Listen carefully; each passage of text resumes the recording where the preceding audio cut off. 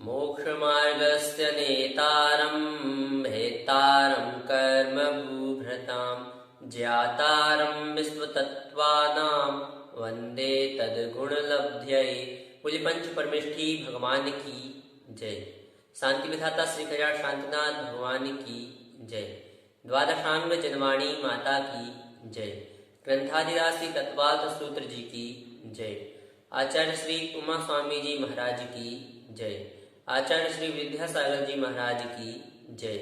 परम पूज्य मुनिपुंग श्री सुधा सागर जी महाराज की जय। अड़ाई द्वीपस्थ समस्त महामुनिराजों की जय। पूर्व कक्षा में हमने 6वें अध्याय तक वर्णन समझ लिया था।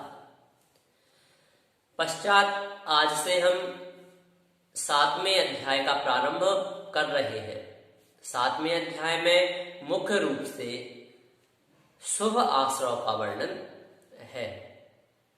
इसमें व्रतों के बारे में कथन किया जाएगा। 5 अहिंसादिक व्रत और 7 जो उसके सहायक हैं, जो शील व्रत हैं, उनका भी यहाँ कथन किया जाएगा।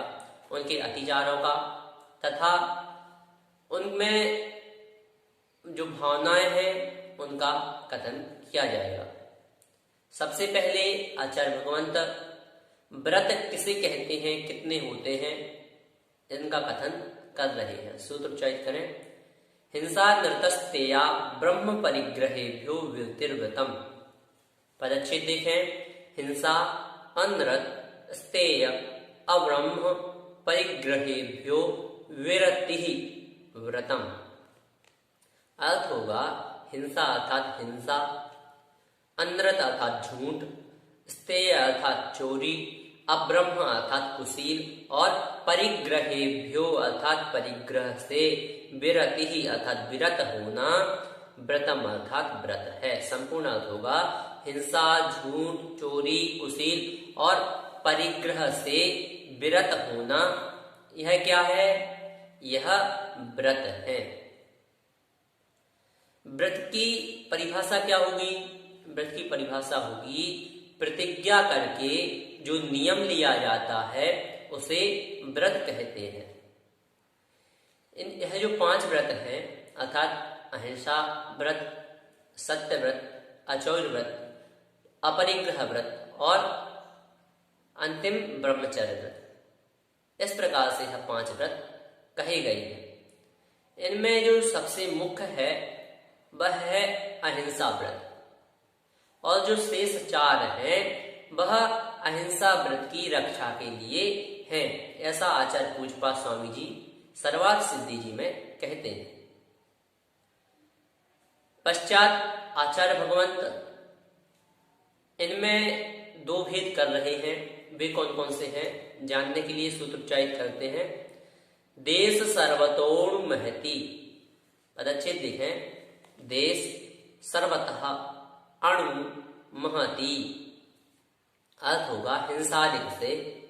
देश अर्थात एक देश निवृत्त होना, सर्वतः अर्थात सर्वदेश निवृत्त होना, क्रमशः अणु अर्थात अणुव्रत तथा महति अर्थात महाव्रत है। संपूर्ण अर्थ होगा हिंसादिक से एक देश निवृत्त होना और सर्वदेश निवृत्त होना, क्रमशः अणुव्रत तथा महाव्रत है। यहाँ अणुव्रत और महाव्रत की परिभाषा को बताया। एक देश निवृत्त होना यह अणुव्रत है और सर्वदेश अर्थात संपूर्ण पापों को छोड़ देना वह क्या है? वह महाव्रत है।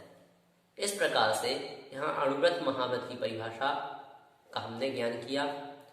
पश्चात आचार्य भगवंत इनकी भावना की संख्याओं का कथन कर रहे हैं। सूत्र उच्चारित करें। ततस्थैर्यार्थम भावना पंच पंच। पदच्छेद देखें। ततस्थैर्यार्थम भावना पंच पंच। सूत्र शुद्धि के साथ उच्चारण करना है। ततस्थैर्यार्थम, ततस्थैर्यार्थम, इस प्रकार से यहाँ उच्चारण हुआ। अर्थ देखें। तत् अर्थात उन व्रतों की, कौन व्रत? जो 5 व्रत हैं उन व्रतों की स्थैर्यार्थम अर्थात स्थिरता के लिए, दृढ़ता के लिए प्रत्येक व्रत की पंच पंच अर्थात 5 भावना अर्थात भावनाएं हैं। संपूर्ण अर्थ होगा उन व्रतों की स्थिरता के लिए प्रत्येक व्रत की 5 भावनाएं हैं।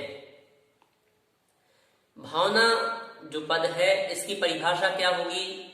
तो इसकी परिभाषा होगी किसी वस्तु का बार बार चिंतन करना भावना कहलाती है। पश्चात आचार्य भगवंत सर्वप्रथम सबसे पहला जो व्रत है अहिंसा व्रत, उसकी जो भावनाएं हैं उन भावनाओं को कथन कर रहे हैं। सूत्र उच्चारित करें। वांग मनोगुप्तिर्यादान निक्षेपण समित्यालोकित पान भोजनानि पंच। पदच्छेद देखें। वांग मनः गुप्ति ईर्या आदान निक्षेपण समिति आलोकित पान भोजनानि पंच। अर्थ होगा वांग मनः गुप्ति अर्थात वचन गुप्ति और मनोगुप्ति, ईर्या अर्थात ईर्या समिति, आदान निक्षेपण समिति अर्थात आदान निक्षेपण समिति तथा आलोकित पान भोजनानि अर्थात आलोकित पान भोजन। यह पंच अर्थात 5 अहिंसा व्रत की भावनाएं हैं। संपूर्ण अर्थ होगा वचन गुप्ति, मनोगुप्ति, ईर्या समिति, आदान निक्षेपण समिति और आलोकित पान भोजन। यह 5 अहिंसा व्रत की भावनाएं हैं। इन 5 की परिभाषाओं को देखें तो सबसे पहले है वचन मुक्ति। वचन मुक्ति किसे कहेंगे? तो वचन की जो प्रवृत्ति है, जो चंचलता है, उसे रोकना, यह क्या है? वचन मुक्ति है। दूसरे नंबर पर है मनोमुक्ति अर्थात मन की चंचलता को, मन की प्रवृत्ति को रोकना। फिर है ईर्या समिति। ईर्या समिति किसे कहेंगे? 4 हाथ आगे की जमीन देखकर चलना, गमन करना, यह ईर्या समिति है। चौथा है आदान निक्षेपण समिति। आदान अर्थात ग्रहण करना, निक्षेपण अर्थात छोड़ना, अर्थात किसी वस्तु को रखते उठाते समय क्या करना? जीव रक्षा का ध्यान रखना, यह आदान निक्षेपण समिति है। और अंतिम है आलोकित पान भोजन अर्थात भोजन बनाते समय उसके शोधन का ध्यान रखना और भोजन ग्रहण करते समय भी शोध क्रिया के साथ ग्रहण करना। यह अहिंसा व्रत की 5 भावनाएं हैं। हमने 5 की परिभाषा को देखा। पश्चात आचार्य भगवंत जो दूसरा व्रत है सत्य व्रत, उसकी 5 भावनाओं को कह रहे हैं। सूत्र उच्चारित करें। क्रोध लोभ भीरुत्व हास्य प्रत्याख्यानान्यनुबीजि भाषणं च पंच। पदच्छेद देखें। क्रोध लोभ भीरुत्व हास्य प्रत्याख्यानानि अनुबीजि भाषणं च पंच। अर्थ होगा क्रोध लोभ भीरुत्व हास्य प्रत्याख्यानानि। क्रोध का अर्थात क्रोध प्रत्याख्यान, लोभ अर्थात लोभ प्रत्याख्यान, भीरुत्व अर्थात भीरुत्व प्रत्याख्यान और हास्य अर्थात हास्य प्रत्याख्यान। च अर्थात और अनुबीज भाषणम अर्थात अनुबीज भाषण। ये सत्य व्रत की 5 अर्थात 5 भावनाएं हैं। संपूर्ण अर्थ होगा क्रोध प्रत्याख्यान, लोभ प्रत्याख्यान, भीरुत्व प्रत्याख्यान, हास्य प्रत्याख्यान और अनुबीज भाषण। ये सत्य व्रत की 5 भावनाएं हैं।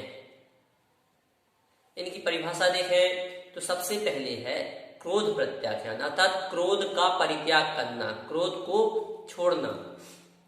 पश्चात है लोभ प्रत्याख्यान अर्थात लोभ का त्याग करना। भीरुत्व प्रत्याख्यान, भीरुत्व का अर्थ होता है भय, परिभाषा होगी भय का त्याग करना। अंतिम है हास्य प्रत्याख्यान अर्थात हास्य का त्याग करना।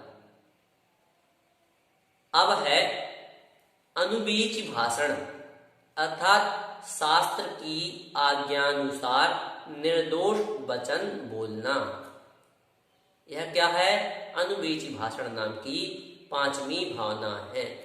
इस प्रकार से यहाँ द्वितीय सत्यव्रत की भावनाओं का कथन किया। पश्चात अचौर्य व्रत की 5 भावनाओं का कथन किया जा रहा है। सूत्र उच्चारित करें। शून्यागार विमोचितावास परोपरोधाकरण भैक्ष शुद्धि सधर्मा विषंवादाह पंच। पदच्छेद देखें। शून्य आगार विमोचित आवास परोपरोधाकरण भैक्ष शुद्धि सधर्मा विषंवादः पंच। अर्थ हुआ शून्यागार अर्थात शून्यागार, विमोचित आवास अर्थात विमोचित आवास, परोपरोधाकरण अर्थात परोपरोधाकरण, भैक्ष शुद्धि अर्थात भैक्ष शुद्धि और सधर्मा विषंवाद अर्थात सधर्मा विषंवाद। यह अचौर्य व्रत की पंच अर्थात 5 भावनाएं हैं। संपूर्ण अर्थ होगा शून्यागार, विमोचितावास, परोपरोधाकरण, भैक्ष शुद्धि, सधर्मा विषंवाद। यह अचौर्य व्रत की 5 भावनाएं हैं। इन पांचों की परिभाषाओं को देखते हैं। सबसे पहले है शून्यागार अर्थात शून्य स्थान में रहना। शून्य का अर्थ होता है संख्या से रहित शून्य, तो संपूर्ण परिभाषा होगी शून्य स्थान में रहना अर्थात वन, वृक्ष के कोटर, गुफा आदि में निवास करना। यह क्या है? शून्यागार। दूसरा है विमोचितावास अर्थात किसी के द्वारा छोड़े गए मकान आदि में रहना। यह विमोचितावास है।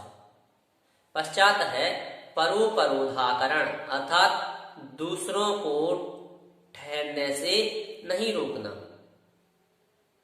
अर्थात आप जहां रुके हैं, जिस मकान में रुके हैं, उसमें किसी अन्य को ठहरने के लिए बाधित नहीं करना, उसमें अपनत्व भाव नहीं रखना।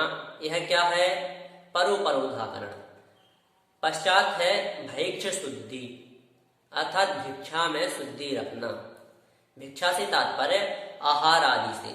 आहार आदि जब ग्रहण करते हैं तो उसमें आचार शास्त्र के अनुसार शुद्धि रखना, यह भैक्ष शुद्धि। अंतिम है सधर्मा विषंवाद अर्थात जो हमारे साधर्मी हैं उनसे विषंवाद नहीं करना, बुरी बातें नहीं करना, अपशब्द नहीं कहना।